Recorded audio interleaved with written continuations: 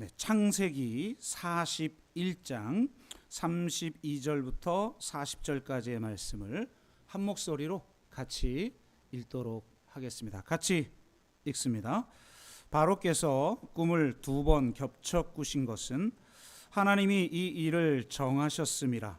하나님이 속히 행하시리니 이제 바로께서는 명철하고 지혜 있는 사람을 택하여 애굽 땅을 다스리게 하시고, 바로께서는 또 이같이 행하사 나라 안에 감독관들을 두어 그 7회 풍년에 애굽 땅의 5분의 1을 거두되 그들로 장차 올 풍년의 모든 곡식을 거두고 그 곡물을 바로의 손에 돌려 양식을 위하여 각 성읍에 쌓아두게 하소서. 이와 같이 그 곡물을 이 땅에 저장하여 애굽의 땅에 임할 7회 흉년에 대비하시면 땅이 이 흉년으로 말미암아 망하지 아니하리이다. 바로와 그의 모든 신하가 이 일을 좋게 여긴지라. 바로가 그의 신하들에게 이르되 이와 같이 하나님의 영에 감동된 사람을 우리가 어찌 찾을 수 있으리요 하고 요셉에게 이르되 하나님이 이 모든 것을 내게 보이셨으니 너와 같이 명철하고 지혜 있는 자가 없도다. 너는 내 집을 다스리라. 내 백성이 다 내 명령에 복종하리니 내가 너보다 높은 것은 내 왕좌뿐이니라. 아멘.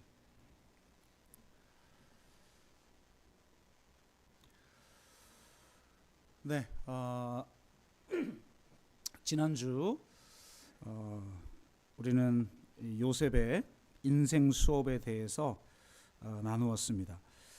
요셉은 보디발의 집에서 10년 정도 있으면서 관리의 달인으로 훈련을 받았지만 하나님의 뜻을 이루기 위해서는 반드시 감옥에서의 3년의 시간이 더 필요했습니다. 요셉은 감옥에서 억울함을 견디는 영성, 전적으로 하나님만 의지하는 영성, 또 하나님의 때를 기다리는 영성을 갖추게 되었습니다. 특히 하나님의 때를 기다리는 그 과정 가운데 이루어지는 것은 하나님의 말씀으로 단련되어지는 것이었죠. 바로 그 과정을 통해 더 깊이 신의 성품에 참여하고 그리스도를 닮는 사람으로 되어져 간 것입니다. 그 과정을 거쳤기에 애굽의 총리가 될 수 있었습니다. 그래서 그의 감옥 기간을 통해 우리에게 주는 영적 교훈에 대해서 지난주에 나누게 되었는데요. 오늘은 그것의 또 다른 측면을 함께 나누도록 하겠습니다. 사실 41장은 좀 넘어가려고 했어요. 그 다음 장면이 바로 형제들과 요셉이 상봉하는 너무나 멋진 장면이고, 요셉의 그 고백이 얼마나 멋진 고백입니까? 그냥 성경 본문만 읽어도 은혜가 되는 이런 구절이어서 그것을 하려고 했는데요. 또 이 41장의 그 요셉의 조치와 그 이후의 요셉의 조치에 대한 요즘 새로운 해석으로 인한 논쟁들이 좀 있습니다. 그래서 이것을 다루기에 주일날 다루기에는 쉽지 않은 부분이라 좀 넘어가려고 했는데요. 이번 주에 장안의 화제 나는 신이다라는 다큐멘터리를 보는 바람에 그냥 이 본문을 좀 다루기로 했습니다. 다 아는 내용이기 때문에 안 보려고 했는데 주위에서 하도 이에 관한 글들이 많이 올라와가지고 이거는 뭐 안 볼 수가 없더라고요. 그래서 이 아가동산과 오대양 이 두 가지는 그냥 스킵하고 JMS 정명석과 만민중앙교회 이재록에 대한 파트만 보았습니다. 혹시 뭐 여러분도 좀 봤습니까? 요즘 장안의 화제다 보니까 뭐 좀 봤어요? 일부 예배 때는 좀 본 분들이 있던데, 네. 보는 동안 아마 보신 분들은 치가 떨리고 저 분노 게이지가 최고까지 상승하게 되죠. 아마 거의 다 보시다가 중간에 잠깐 멈췄다가 호흡하고 보고 이럴 정도로 아주 충격적인 내용이었는데요. 도대체 어떻게 이런 게 가능할까? 이게 가능하다는 사실 자체가 너무나 놀라운 일이죠. 한 개인의 일탈이나 탈선은 있을 수가 있죠. 다윗까지도 그랬는데 혹 있을 수는 있으나 이렇게 조직적으로 이루어질 수 있다라고 하는 것 자체가 너무나 충격적이었습니다. 하여 이걸 계기로 오늘 본문을 다루기로 했는데요.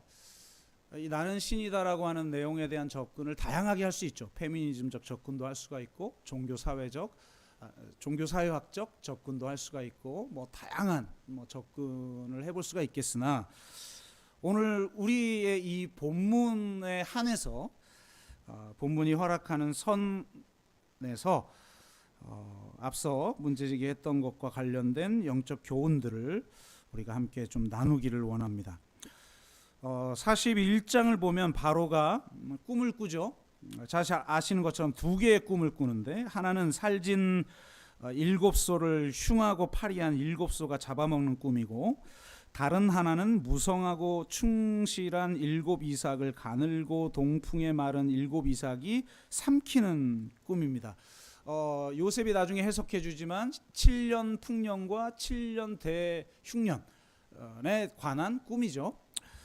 근데 꿈이 하도 불길하니까 바로가 애굽의 점술사들과 현인들을 모두 불러서 이 자신이 꾼 꿈을 이야기하고 그 꿈을 해석하도록 합니다. 근데 아무도 해석을 하지 못하죠.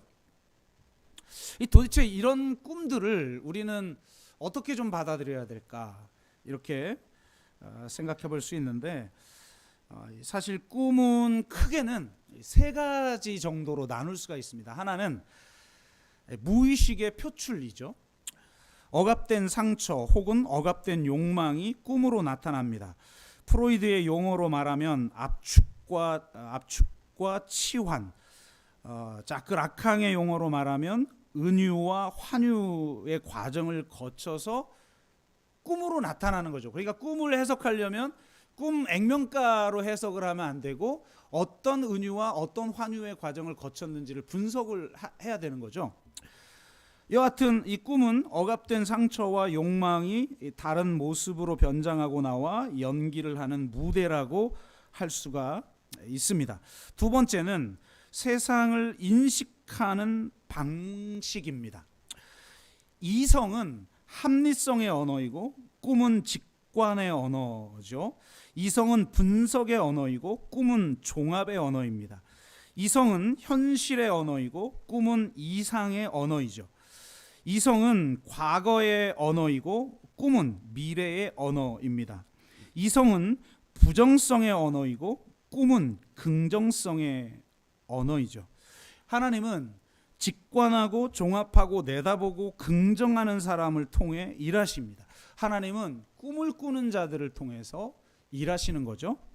세 번째로 꿈은 하나님의 계시의 수단입니다. 하나님은 하나님께서 어떻게 세계를 경영하실지를 하나님의 사람들에게 먼저 보여주십니다. 아모스서 3장 7절 주 여호와께서는 자기의 비밀을 그 종 선지자들에게 보이지 아니하시고는 결코 행하심이 없으시리라 라고 말합니다. 하나님의 뜻은 바로 이런 하나님의 계시에 대한 인간의 반응에 따라 다양한 경로로 이루어지게 되어지죠. 하나님 계시의 수단 중 하나가 바로 꿈입니다. 하나님은 꿈을 통해 시대적 과제와 시대적 대안을 보여주십니다. 그런데 하나님의 사람들뿐만 아니라 이방의 왕들에게도 이런 꿈을 보여주시는데요. 바로 이 바로가 꾼 꿈입니다. 이 꿈은 하나님의 계시의 수단이었던 거죠. 요셉이 바로에게 28절에서 이렇게 말해요. 내가 바로에게 이르기를 하나님이 그가 하실 일을 바로에게 보이신다 함이 이것입니다. 이렇게 말을 하죠. 그러니까 당신의 그 꿈은 하나님이 지금 이 세상을 어떻게 통치하실지, 이 세상 가운데 어떤 일을 행하실지를 보여주시는 것입니다. 이렇게 지금 요셉이 말하고 있는 거예요. 이렇게 하나님 계시의 수단, 그러니까 세 가지 꿈의 의미가 있는데 그 중에 세 번째 이 꿈의 의미로 요셉은 접근하고 있어요. 41장을 보면 그것을 해석하는 자가 없다라는 말이 세 번씩이나 나와요.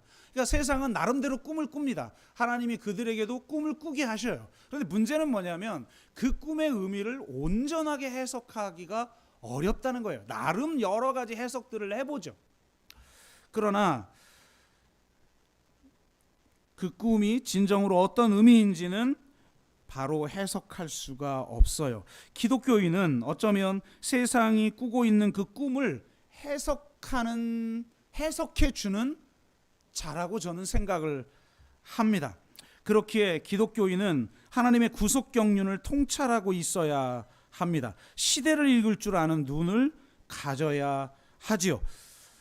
세상의 해석보다 더 깊고 더 넓고 더 높은 영적 차원을 보여주어야 합니다. 기후위기를 세상에서 말하면 우리는 그것에 너머에 있는 더 깊고 높고 넓은 영적인 의미로 해석을 해줄 수 있어야 되는 거죠. 근데 지금은 세상이 더 세상을 잘 해석하고 기독교인은 아예 해석할 줄도 모르는 이런 형국에 있기 때문에 기독교가 지금 힘을 잃어가고 있다.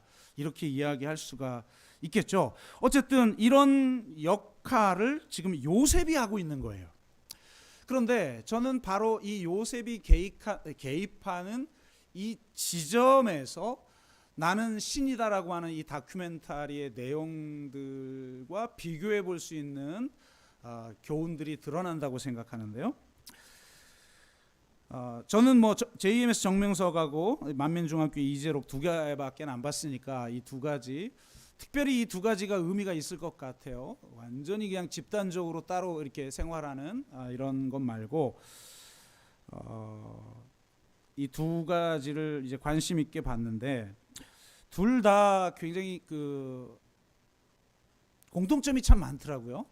권력을 이용한 심각한 성적 타락이라는 공통점 외에도 그들은 모두 강력한 은사를 받은 사람이었다는 거예요.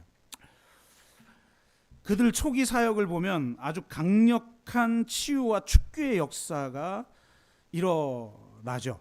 여러분, 단지 지식만 가지고는 교주가 되기 어렵습니다. 혹은 자신을 교주화하기가 어렵습니다. 강력한 은사가 그가 교주됨을 혹은 하나님의 종됨을 보증해 주어야 하는 것이죠. 그러니까 대체로 이 이단 교주나 혹은 자신을 교주화하는 기성 대형 교회들의 이게 그 목회자들에게 혹은 이단 교주에게 나타나는 것은 바로 이런 은사예요. 그리고 대부분은 좀 지적이지 않은 사람들에게 이런 게 많이 나타나죠. 교주들 보면 진짜 무식하잖아요. 무식에 아주 극치를 달리는데 다 교주를 하고 있어요. 그리고 그 사람을 따르고 있는 사람들 보면 막 그 스카이 출신. 그러니까 사실 이 반지성주의와 지성주의가 만나는 메커니즘이 따로 있어요. 그러니까 오늘은 뭐 이 주제가 이게 아니니까 그 얘기는 하지 않겠으나 어쨌든 최고의 엘리트들이 이 무식한 교주를 추종하고 따라요. 그런데 그것을 보증해 주는 게 바로 이 강력한 은사예요. 안타깝고 슬프고 화가 나는 일이죠. 그들의 비진리나 탐욕, 또 교만과 미혹 등과 아무 상관없이 그들에게 강력한 은사가 나타날 때 그들에게 영적 권위가 주어진다는 겁니다.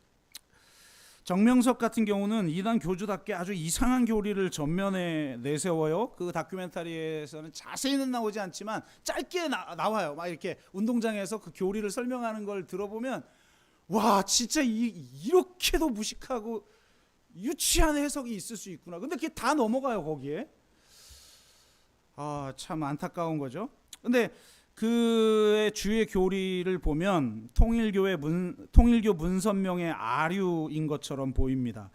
정명석의 타락론 등을 보면 통일교의 원리강론에 나오는 피가름 교리를 모방한 것으로 보이죠. 그렇다 보니까 타락론이나 구원론에 반드시 이 성적 모티브가 개입돼요. 그러니까 이단의 가장 중요한 특징은 성경을 비유풀이를 한다는 거예요. 비유풀이를 해서는 안 되는 대목까지 비유풀이를 하는 거죠. 왜 그렇게 해요? 자기식대로 해석하려면 비유풀이를 해야 되는 거죠.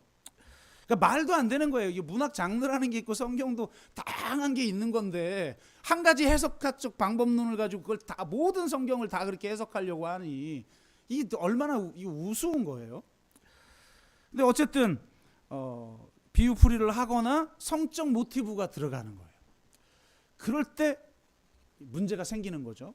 뭐 문선명의 통일교도 그렇고 이 정명석의 JMS도 마찬가지입니다. 정명석의 또 다른 황당한 교리에 의하면 성약 시대는 하나님과 인간이 애인 관계가 되는 애인 시대다라는 주장이에요. 문선명이 시대를 세 가지로 나누죠. 구약 시대, 신약 시대, 성약 시대. 세 가지로 나누는데 이 3시대론을 3관계론으로 확장시킨 거예요. 그래서 구약 시대는 하나님과 인간이 주종 관계고 신약 시대는 부자 관계, 그러니까 아버지와 아들 관계죠. 부자 관계이고 성약 시대, 그러니까 현 시대는 애인 관계라는 거예요. 야, 해석이 그럴싸하죠? 애인 관계인데 여기서 말하는 애인 관계는 영으로만 통하는 것이 아니라 육으로도 통하는 성적 관계를 의미한다는 것을 알 수가 있죠. 그러니까 이런 황당한 교리에 넘어가는 것도 우습지만 이런 것을 정당화해 주는 가장 강력한 기제가 바로 그들에게 은사가 나타나는 거예요. 한국 교회의 성도들은 은사가 나타나면 껌뻑 죽잖아요. 그리고 이런 은사는 사람들을 통제하기가 너무 쉬워요. 그죠? 제가 여러분 예배를 드리는데 이렇게 딱 보니까 우리 김성현 집사님 이번 주에 좀 문제가 많았네. 그래서 회개할 게 많은 것 같은데. 그러면 뭐 그냥 투시의 은사, 지식의 은사라고 보통 이야기하죠. 혹은 또 예언의 은사 이런 걸 가지고 아이고 우리 이영복 권사님 이번 주는 조심 좀 해야 되겠는데 이런 얘기를 해봐요. 그럼 뭐 꼼빡 죽죠. 더군다나 이런 특히 몸에 질병이 있거나 삶이 너무나 어려운 사람들은 어떻게든 좀 뭔가 돌파구를 얻고 싶잖아요. 그게 인간의 또 마음들이고 그들의 비극적 처지, 인간의 비극적 처지 아닙니까? 그런데 이런 은사가 나타난 사람들이 그런 것들을 해결해 준다? 이건 뭐. 그래서 그 다큐멘터리 보면 와, 그때 이런 일이 있었는데 정말 이 사람이 메시아구나, 이게 믿어지게 됐다, 막 이런 말들을 중간중간 하잖아요. 반면 이재록은 처음에는 그저 강력한 치유 사역자에 불과했는데 점차 조직이 대형화되면서 조직적으로 돈을 긁어 모을 수 있는 탐욕의 시스템과 문화를 만들어냈고 나중에는 신비화, 교주화 과정으로 나아간 것으로 보여요. 그러니까 처음부터 이단이 아니라 이단화 점점 되어간 케이스라고 볼 수가 있는데 와, 정말 거기 보면 정말 어떻게 이게 가능한지. 그리고 진짜 돈을 잘 걷어요. 일단은 배워야 되나? 와, 야 어떻게 뭐 헌금뿐만 아니라 예물이라고 해서 헌금은 교회에 드리지만 예물은 목사가 직접 갖는 이거 시스템 끝내줘요. 그래서 뭐 참 이게 참 답이 안 나오는 답이. 근데 여기에 다 넘어가고 왜? 근데 이게 왜 그래요? 거기에 그걸 추종하는 무리들도 똑같은 사람들이거든요. 사실은 그런 욕망에 사로잡힌 사람들, 잘 되고 성공하고 싶은데 내가 더 잘 되고 또 영적인 위치도 더 하이 클래스, 이 등급이 다 있잖아요. 등급이 그 하이 클래스에 내가 차지하게 되려고 하는 이런 욕망, 세속적 욕망하고 사실 기독교적인 욕망하고 다를 게 하나도 없어요. 더군다나 이 반지성주의가 이 지성주의자들을 이제 현혹하면서 이런 신비화와 교주화 막 진짜 말도 안 되는 하나님이 내려오고 계십니다. 하나님 아버지가 내려오시는데 이게 다 회장님하고 얼굴이 똑같이 생긴 그거에 다들 막 와 하고 진짜 상상 초월해 상상 초월. 저도 성경 사역을 한참 미치듯이 해본 적이 있었지만 이런 미친 인간들이 이렇게 많구나. 근데 어쨌든 그걸 가능하게 만들었던 게 뭐냐? 은사라는 강력한 은사. 근데 실제로 이거는 초대교회 때부터 나타난 문제죠. 그래서 이 문제를 가지고 사도 바울은 아주 구체적으로 이 문제를 써요. 아주 길게 장황하게. 이 고린도전서 우리가 같이 나눈 적이 있었지만 고린도전서에 보면 이 문제를 구체적으로 다루죠. 사도 바울이 이렇게 얘기를 해요.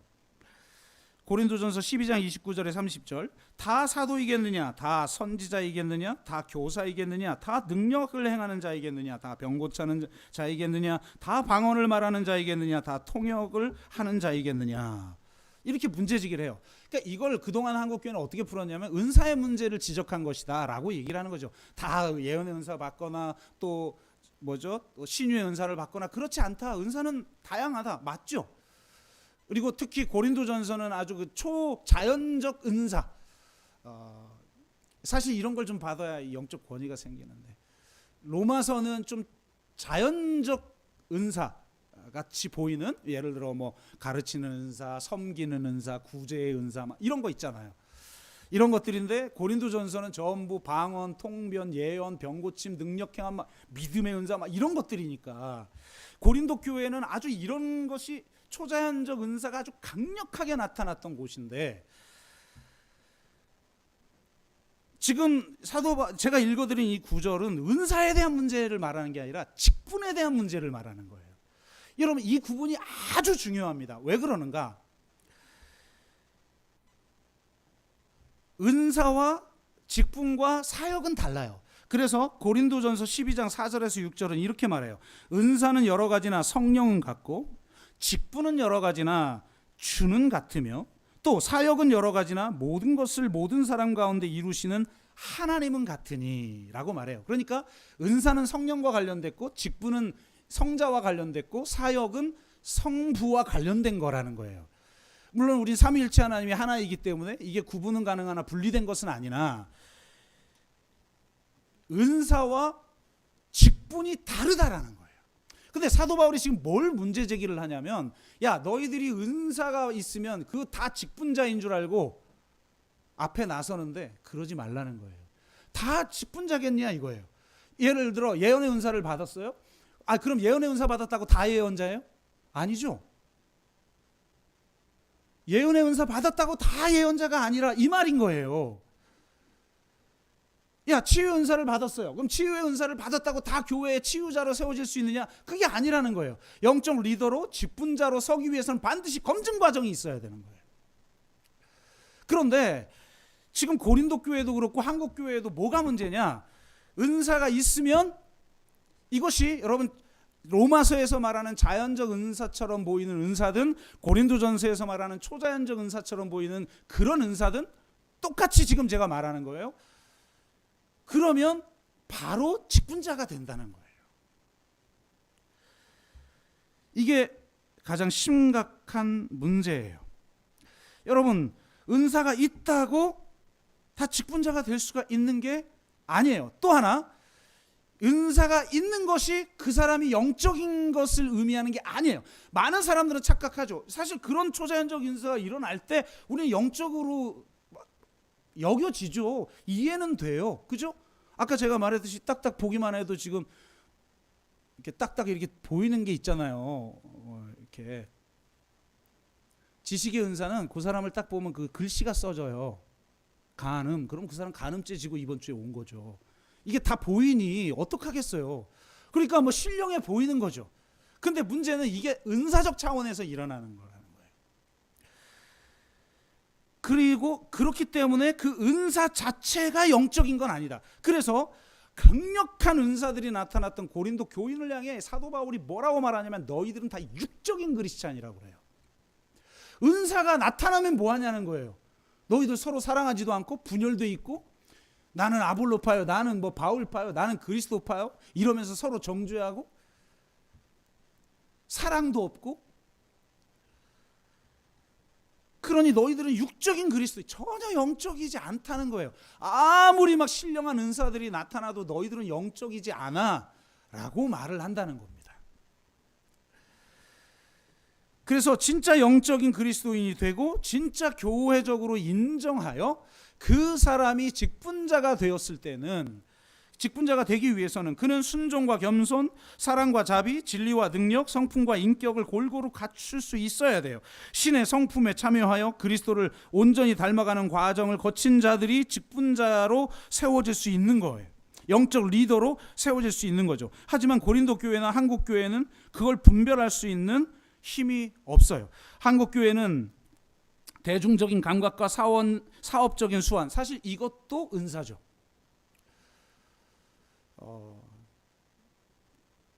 그래서 대형교회 하시는 분들한테 제일 많이 하는 말이, 아우 우리 목사님은 사업을 해도 잘했을 거야, 이런 말 진짜 많이 합니다. 딱 보면 은사적으로, 야 이분은 교회를 해서 성공을 했지만 사업을 해도 성공할 사람이다. 왜냐하면 그거는 그 은사를 가졌기 때문이에요. 그 은사적인 면이라고 할 수 있는데, 그것을 통해 대형교회를 만들어내면 그 목사님은 신령한 목사님이 되는 거예요. 한국교회는 은사가 충만하여 기적이 일어나면 또한 그를 신령하다고 여겨 그에게 영적 권위를 부여합니다. 은사자는 특정 기능, 즉 은사 사역에 한정된 어떤 영역에서만 아니라 전 영역에서 영적 권위를 독점하게 돼요. 이게 문제의 발단인 거죠. 이처럼 한국교회는 은사에서 직분으로 가는 과정을 체계적으로 그리고 성경적으로 걸을 수 있는 시스템이 없어요. 여러분, 한국교회를 흔들어 놓은 이단 종파 중에 카톨릭 출신이 있습니까? 한국 사회를 뒤흔든 이단 종파 중에 동방기독교 출신이 있어요? 하나같이 100이면 100, 전부 개신교 출신이에요. 그 말은 지금 이단 종파와 개신교가 가족 유사성을 가지고 있다는 거예요. 개신교가 이단 종파와 다를 바 없는 가치와 영성을 추구하기 때문이며, 은사에서 직분으로 가는 과정에서 부적합한 자를 거를 수 있는 구조 자체가 없기 때문이에요. 두세 사람이 모이기만 해도 다 교회라고 주장하고, 은사만 있으면 직분자가 되고, 성공하거나 능력이 나타나면 영적 권위를 갖는 구조를 가지고 있으니 이단이 자생할 수밖에 없는 거예요. 개신교는 그냥 이단의 텃밭이에요.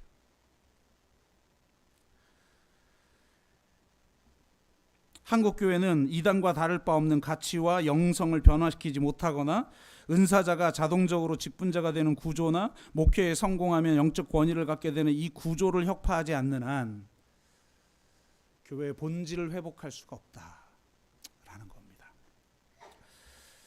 41장에 대한 해석을 해보면, 저도 뭐 창세기 수도 없이 신앙생활 하면서 들었는데, 이 41장에 대해서 강조점이 뭐냐면, 요셉이 하나님의 영에 감동돼 가지고 막 누구도 해석할 수 없는 그 꿈을 막 해석했다는 거예요.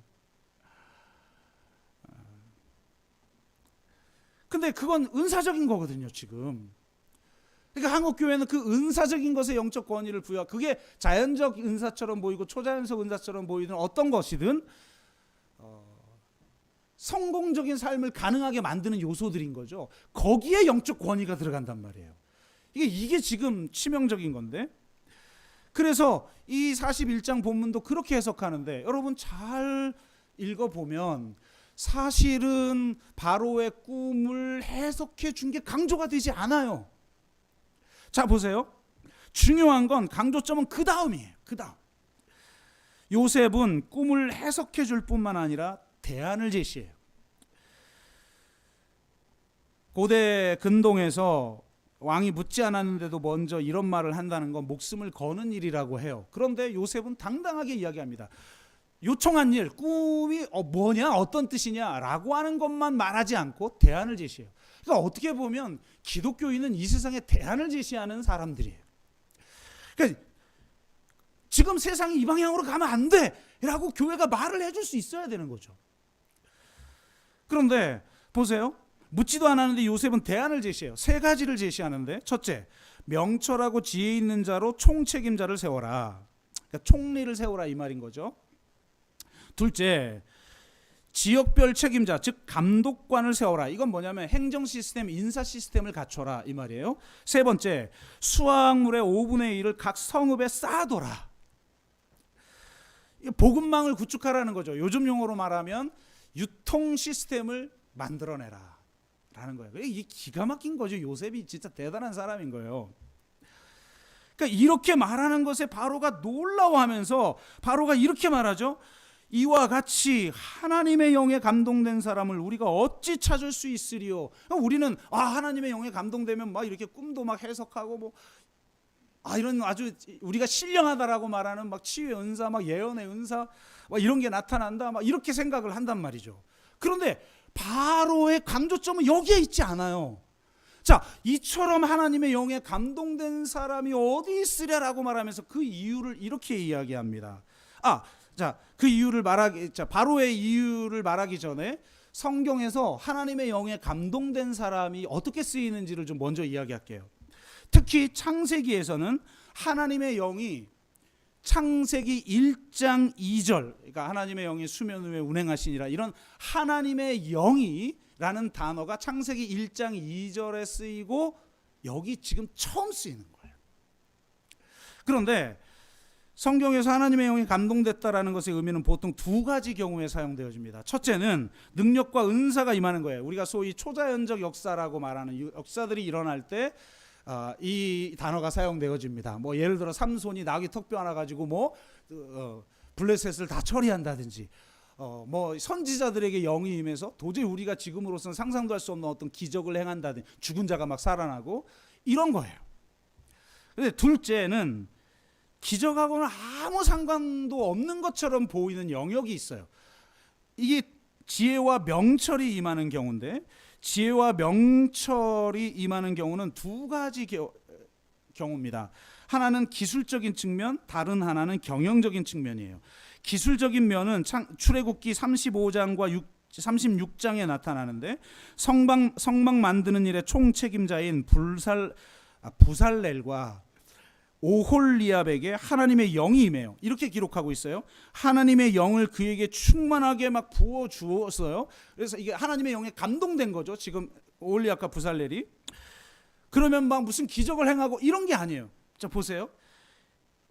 지혜와 총명과 지식으로 여러 가지 일을 하게 하시되, 금, 은, 노스로 제작하는 기술을 고안하게 하시며, 보석을 깎아 물리며 나무를 새기는 여러 가지 정교한 일을 하게 하시며, 조각하는 일과 세공하는 일과 실자는 일 외에 여러 가지 일을 하게 하였노라.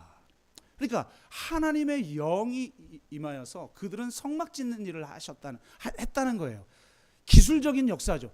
이게 바로 창세기 1장에 나온 하나님의 영의 측면이에요. 하나님의 영이 수면에 운행하심으로 천지를 창조하시죠. 그게 뭡니까? 천지 창조가 거기서 막 과학적으로 창조론이냐 진화론이냐, 이건 유치한 접근이라고 그랬죠. 그거는 하나님의 성전을 건축하는 문제예요. 그러니까 지금 이 오홀리압과 부살렐이 하나님의 영에 감동되어 성막을 만들듯, 하나님의 영이 창세기 1장에서는 지금 하나님의 성전, 우주적 성전을 건축하고 있는 거예요. 그러니까 이게 성전 건축이라는 맥락 속에서 사용되어지는 거죠. 이 세상, 온 세상을 성전이 되게 하기 위해서 하나님이 우리에게 영을 감동시키시면 하나님의 이 땅의 그 대안을 온전하게 이루기 위한 그런 지혜와 명철을 주신다는 겁니다. 두 번째는 경영적인 측면인데, 다윗이 대표적이죠. 사무엘상 18장에 보면 하나님의 영에 감동된 다윗에게 뭐 어마어마한 기적의 역사가 일어났거나 골리앗을 쓰러뜨리거나 그렇지 않아요. 골리앗을 쓰러뜨린 건 그가 그냥 투석병으로 탁월한 사람이었기 때문에 쓰러뜨린 거예요. 그런데 진짜 그에게 하나님의 영이 임했을 때에 나타났던 건 온갖 기적이 아니에요. 사울의 신하가 되어서 그 나라를 다스릴 때 하나님이 지혜롭게 다스리도록 하신 거예요.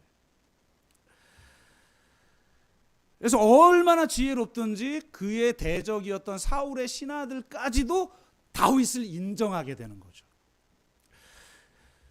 바로 지금 이 두 번째 측면이, 첫 번째 측면은 창세기 1장 2절에 나타났고 하나님의 영이 두 번째로 나타나는 이 41장의 두 번째 측면이 나타난 거예요. 그러니까 바로 이걸 인정한 거예요. 지금 바로는. 그래서 하나님의 영에 감동된 사람이 세상에 너와 같은 사람이 어디 있겠냐라고 말하면서 그 이유를 39절에서 이렇게 말해요. 요셉에게 이르되 하나님이 이 모든 것을 내게 보이셨으니 너와 같이 명철하고 지혜 있는 자가 없도다. 바로가 감동한 것은 꿈을 해석한 것 때문이 아니에요. 그 꿈을 해석하면서 제시한 요셉의 대안에 감동한 거예요. 꿈을 꾼 후에 바로는 애굽의 점술가와 현인들을 불렀죠. 점술가는 꿈을 해석하는 사람이고 현인들은 그 해석한 걸 토대로 대안을 만드는 사람이잖아요. 그래 요셉은 이 두 가지 역할을 다 했어요. 그런데 바로가 정말 놀랬던 건 꿈의 해석에 있는 게 아니라 그 점쟁이들의 역할에 있는 게 아니라 현인들의 역할에 있었던 거예요. 그래서 야, 너에게 지혜와 명철이 있으니 네가 나라를 다스려라. 그 자리에서 그를 총리로 세웁니다. 여러분, 성경이 강조하고 있는 게 바로 이거예요. 은사는요, 여러분 은사 받아봤어요? 은사는 그 사람의 인격과 아무 상관이 없어요. 그리고 제가 경험해 본 바로는 은사가 강한 사람일수록 성질이 더러워. 그리고 성질이 더러운 사람이 악착 같아요. 그래서 은사를 구할 때도 그냥 악착같이 구해. 주시든지 말든지 세워라 내워라. 이런 사람에겐 은사가 별로 임하지 않아요. 기능적이라고 인격이 있는 게 아니죠. 뭐 여러분 프로 선수들 보세요. 옛날에 농구 천재. 우리 때는 허재가 농구 천재라는 소리를 들었는데 얼마나 성질 더러웠습니까? 기능과 인격은 같은 게 아니에요. 은사와 성품은 같은 게 아니에요. 은사와 영적 권위는 사실 다른 게 아니에요. 같은 게 아니에요. 근데 우리는 은사를 받으면 그게 이코르가 돼버린 거예요. 영적인 것, 그리고 영적 권위, 그리고 영적 성품과 열매. 이게 다 등치돼 버리는 거예요. 보세요. 은사는 고난과 아무 상관이 없어요. 고난 당할 필요가 없는 거예요. 은사 받는 게 장땡이에요. 그래서 가끔 가다는 뭐 열받을 때가 있어요. 진짜 제가 볼 땐 신령하고 신실한 분은 고난 속에서 너무 힘들게 사는데 별로 그냥 뭐 신실해 보이지도 않는 못돼 처먹은 인간이 은사 받아가지고 영적 권위를 막 내세워요. 참 답답스럽죠. 그런데 여러분, 고난을 통과한다고 은사가 더 강해지는 건 아닌데 놀랍게도 지혜와 명철은 고난을 통과해야 깊어진다는 거예요. 왜? 보디발의 집에서 충분히 총리 수업을 했는데도 불구하고 감옥에 3년이라는 시간이 필요해요. 우리 지난주에 나눴잖아요. 하나님의 말씀이 응할 때까지, 하나님의 말씀이 그를 단련시킬 때까지 철저히 하나님의 말씀에 순종하고 하나님의 말씀과 그분의 뜻에 일치시키는 삶을 살고 하나님의 말씀이 육화되어져서 신의 성품에 참여하고 우리가 그리스도를 더욱더 닮아가는 사람으로 만들 때에만 그가 하나님의 백성을 보존시키려고 하는 하나님의 그 뜻을 이룰 수 있는 사람이 되는 거라는 거예요. 그러니까 진짜 하나님의 목적은 은사적인 게 아니라, 은사도 중요하죠. 사도 바울도 긍정하잖아요. 은사 너무 중요하다. 그리스도의 몸을 세우기 위해서 하나님이 주신 거다. 근데 문제는 은사가 있다고 다 직분자가 아니라 은사가 있다고 다 영적 리더가 아니라는 겁니다. 그리고 은사 그것 자체가 우리를 영적으로 만드는 게 아니라는 거예요. 우리가 얼마나 깊이 정말 하나님과 깊이 일치하고 신의 성품에 참여하여 그리스도를 닮아가는가, 얼마나 말씀에 순종하고 어떻게 그분의 뜻을 이루는 삶을 내가 살아가는가. 세상에서 성공하고 무슨 기적을 경험하고 그러면 신령한 줄로 알고, 물론 그것도 인정해 줄 수 있고 그것도 우리가 사모해야 하죠. 그런데 이 진짜 하나님의 목적을 잃어버려서는 안 된다는 거예요. 지금 한국교회는 이게 지금 없다는 거예요. 지난주 설교하면서 동방 기독교의 성자 세라핌 성인에 대해서 간단하게 소개를 했죠. 제가 이 책을 읽으면서 오랜만에 제 마음 안에 새로운 어떤 불꽃이 파닥파닥 이렇게 타오르는 걸 느꼈다, 이런 말씀을 드렸는데 좀 더 알고 싶어지는 거예요. 그래서 동방 기독교의 이 성자에 대해서 좀 더 알고 싶어서 아토스 성산에 있는 수도사들의 이야기를 담은 책을 지난주에 읽게 되었어요. 여러분, 그 카톨릭에서 제일 유명한 곳이 어디예요? 바티칸이잖아요. 바티칸. 베드로의 열쇠를 형상화한 그 바티칸 그 베드로 성당을 보면 얼마나 멋있습니까? 이번 주에 로마의 휴일 봤는데 거기서도 나오던데요. 그죠? 거기가 이탈리아 로마의 법에 따르지 않죠. 거긴 자치공화국이에요. 그러니까 별도의 나라예요. 별도의 나라. 그런 것처럼 그리스는 그리스 정교회가 유명하죠. 그리스에 반자치공화국이 있는데 그게 아토스산이에요.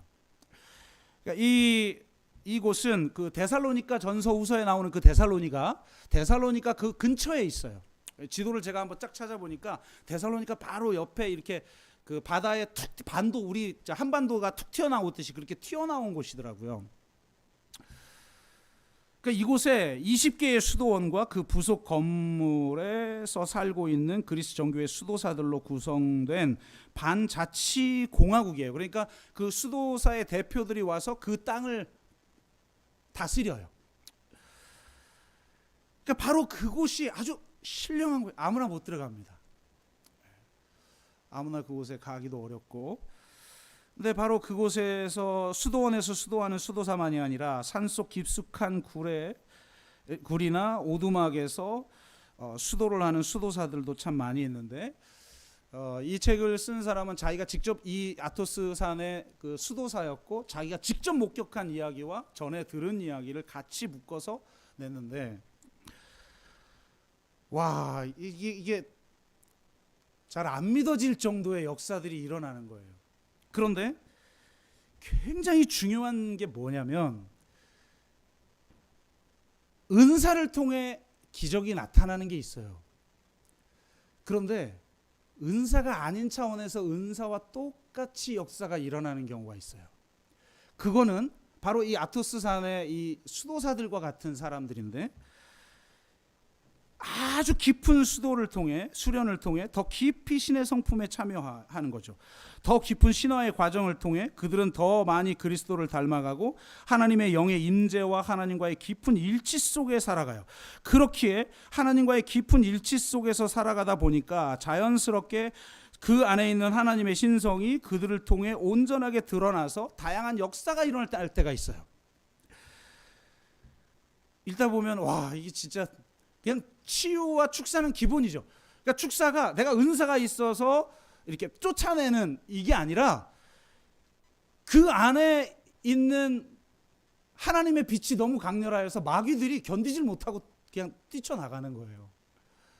치유와 축사는 기본이고, 상대의 영적 상태를 꿰뚫는 지식의 은사처럼 보이는 그런 역사나 상대의 미래를 정확하게 알아맞추는 예언의 은사처럼 보이는 그런 역사들이 비일비재하게 일어나요. 어떤 사람이 저 수도 그만해야겠습니다. 도저히 제가 사랑했던 그 여인을 잊을 수가 없고 돌아가서 그 여인과 결혼해야겠습니다. 그러면 이제 보는 거죠. 그 여인하고 결혼하면 안 됩니다. 하나님이 예비해 놓은 여인이 따로 있어요. 이런 식이에요. 우리 예언의 은사가 있는 사람들 꼭 이렇게 말을 하잖아요. 근데 그 말 잘 들어야 되는 거예요. 근데 이런 건 비일비재하고 대부분은 자기가 죽는 날짜를 거의 다 알아맞혀요. 나 언제 죽을 거야. 그럼 그날 죽어요, 진짜. 여러분, 죽는 게 마음대로 됩니까? 안 되죠. 그러니까 그거를 그냥 보이는 거죠, 그게. 정말 놀라운 건 성 프란체스코처럼 동물과도 친교를 나눠요. 제가 곰과 대화를 했던, 그에게 먹이를 줬던 세라핌 성자에 대한 이야기도 지난번에 했잖아요. 그런 일들이 비일비재하게 일어나고 거의 먹지 않는데도 신비한 어떤 에너지로 생명 활동이 유지돼요. 그래서 예를 들어서 오두막집에 들어갔는데 겨울에 이번에 예상치 못한 폭설이 있어서 누구도 가서 그 음식을 제공해 주지 못하는데 겨울이 났는데도 그냥 멀쩡히 살아서 나오는 거죠. 뭐 이런 역사, 오병이어 같은 역사들도 일어나곤 합니다. 심지어는 예수님이 변화산에서 변모하신 것처럼 변모하거나 부활하신 후 제자들이 있던 닫힌 공간에 예수님이 나타나잖아요. 로마 병사들에게 잡힐까 봐 문을 닫아놨는데 거기에 나타나시잖아요. 그런 역사가 막 일어나. 그러니까 이게 진짜일까? 이러면서 막 읽을 수밖에 없는. 저는 다 진짜라고 믿는데. 여하튼 그럼 여러분 이 정도의 역사가 일어나면 주변 사람들이 추앙하지 않겠습니까? 그런데 놀라운 건 그런 기미가 조금이라도 보이면 마치 자신을 왕으로 삼으려고 했던 민중들을 뿌리치고 저 바다 건너편으로 가거나 산 깊이 들어가서 기도를 하셨던 예수님처럼 그들은 더 깊은 곳으로 들어가서 기도해요. 그들은 자기도 모르게 자신 안에서 나타나는 것들을 도리어 감추려고 애를 씁니다. 혹 그것이 드러난다 할지라도 그것 때문에 자기를 더 특별한 사람으로 여길까 봐 자기가 얼마나 죄인인지 자신이 얼마나 연약한 자인지를 고백해요. 그래서 심지어 어떤 사람은 일부러 바보처럼 행동하고 심지어 어떤 정신 이상자처럼 여기도록 만들어버려요. 왜? 자신을 추앙할까 봐. 오직 하나님만을 바라보고 오직 하나님의 영광을 위해서 살아야 하고 오직 하나님의 말씀이 육화되는 요셉처럼 그 감옥이 저는 아토스 성산 같은 곳이었다고 생각해요. 그 감옥 속에서 말씀이 그를 단련하도록 그래서 철저하게 말씀대로 살아내어지고 신의 성품에 참여하고 그리스도를 닮아가도록 하는 그게 자신들의 목적이었던 거예요. 그런 모습들을 보면서 영적으로 인정된 사람이 그들의 지도자가 돼요. 아무나 수도원 원장이 되거나 정교회의 지도자가 되는 게 아니에요. 우리는 그냥 대형교회 되면 총회장 되잖아요. 이게 수준이 다른 거죠. 이게.